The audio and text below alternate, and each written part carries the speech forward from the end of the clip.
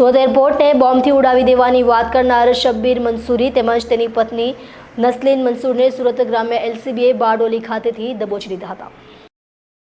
સુરત એરપોર્ટને બોમ્બથી ઉડાવી દેવાની વાત કરનાર શબ્બીર મંસૂરી તેમજ તેની પત્ની નસલીન મંસૂરને સુરત ગ્રામ્ય એલસીબીએ બારડોલી ખાતેથી દબોચી લીધા હતા અને આગળની તપાસ માટે સિટી પોલીસને સોંપવામાં આવ્યા હતા।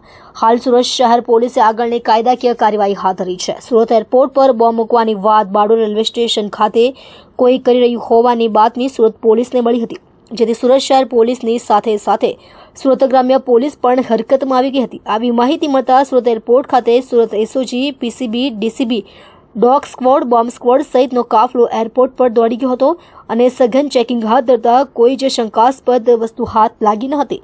સુરત ગ્રામ્ય એલસીબીના પીઆઈ આરબી ભટોળે જણાવ્યું કે સુરત ગ્રામ્ય એલસીબી અને બારડોલી ટાઉન પોલીસે અંગે તપાસ કરી હતી અને ગણતરીના કલાકોમાં જ બારડોલીના સુરતી જાપા ખાતેથી એરપોર્ટ પર બોમ્બ મૂકવાની વાત કરનાર શબ્બીર મંસૂરી તેમજ તેના પત્ની નસલીન મંસૂરી નામની મહિલાની એલસીબીએ અટકાયત કરી હતી અને તેઓનો કબજો સુરત સિટી પોલીસને સોંપ્યો હતો।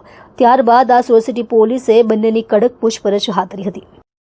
સુરત ગ્રામ્યના કંટ્રોલ રૂમમાં ગઈકાલે 11:38 વાગ્યા સવારમાં એક 100 નંબર પર એક કોલ આવ્યો હતો અને કોલર કંટ્રોલ રૂમમાં ફોન કરી કીધું કે સુરત એરપોર્ટ પર બોમ્બ મૂકેલ છે અને સુરત એરપોર્ટ ઉડાવવાનું એટલે ઉડાવવાનું એટલો કહીને ફોન કાપી નાખ્યો। પછી એક બીજો કોલ પણ કર્યો અને સેમ વસ્તુ રિપીટ કરી। તો સુરત ગ્રામ્યની એલસીબીની ટીમને જાણ કરવામાં આવી અને ફોનનો લોકેશન અને સીડીઆર એસડીઆર એ જોવામાં આવ્યો। પછી ઉમરા પોલીસ સ્ટેશનમાં ફરિયાદ કરવામાં આવી। તો ઉમરા પોલીસ સ્ટેશનમાં આ ફરિયાદ ઉપર બીએનએસની કલમ 351(4) અને the suppression of unlawful act against safety of civil aviation act 1982ની કલમ 3A(1)(b) મુજબ ગુના દાખલ કરવામાં આવ્યો અને પછી ઉમરા પોલીસ સ્ટેશનની ટીમ અને સુરત ગ્રામ્યની એલસીબીની ટીમ આરોપીને પકડી પાડ્યો અને આરોપીનું નામ સાબિરભાઈ બશીરભાઈ મંસૂરી છે। ઓ 40 વર્ષનો છે અને મદીના કોમ્પ્લેક્સ આસિયાનગર બારડોલીમાં એનો નિવાસ છે અને મૂળ રૂપથી નંદુરબાર મહારાષ્ટ્રનો રહેવાસી છે।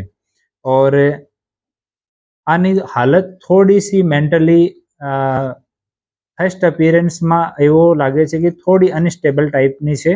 તો એના વિરુદ્ધમાં ગુના દાખલ થઈ ગયેલ છે અને આરોપીની ધરપકડ કરવામાં આવે છે અને પૂછપરછ ચાલુ છે।